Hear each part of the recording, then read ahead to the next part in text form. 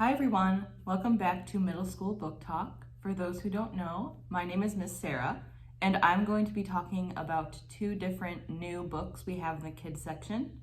They both revolve around middle school main characters, and they both talk about friendship and feeling different. The first book is called Growing Pains.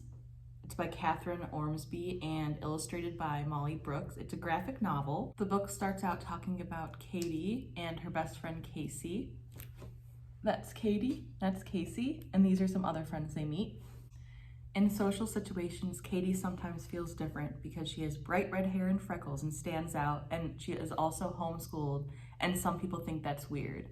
But with her best friend Casey, she doesn't feel weird, she feels totally comfortable. When both girls get a chance to go to camp that summer, Katie feels excited but super nervous and worries a lot about what's going to happen. Even though she knows it will be fine because her friend will be there, she still can't stop the worrying thoughts from entering her head, especially when she's trying to go to sleep or concentrate on something.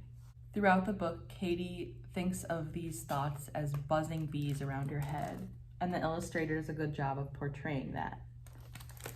When Katie goes to camp, she meets some new friends, but she still is friends with Casey, and she's trying to navigate how you can have more than one friend but still be best friends with someone that you've known your whole life. When camp ends and her homeschool co-op starts again, Casey and Katie don't seem to be as close as they used to be, and Katie's buzzing thoughts are starting to get worse. There's also some big changes coming. Katie gets a brand new haircut and gets braces, and all of these things cause her to worry a lot, more than normal.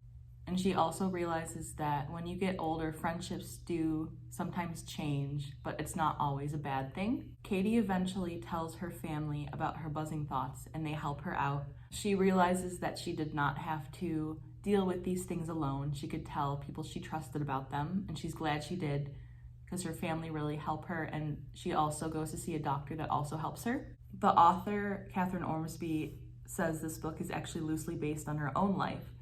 She, like Katie, has red hair and freckles and was homeschooled growing up. And she also had these thoughts that really bothered her as a kid. She also eventually got help, and she wrote this book hoping that kids will read it and know that they're not alone either. I would recommend this book to any middle school reader, especially those who like graphic novels and new cool characters. The second book is called Next Door to Happy by Allison, Weiser, Strout. As I mentioned, this book is also about friendship.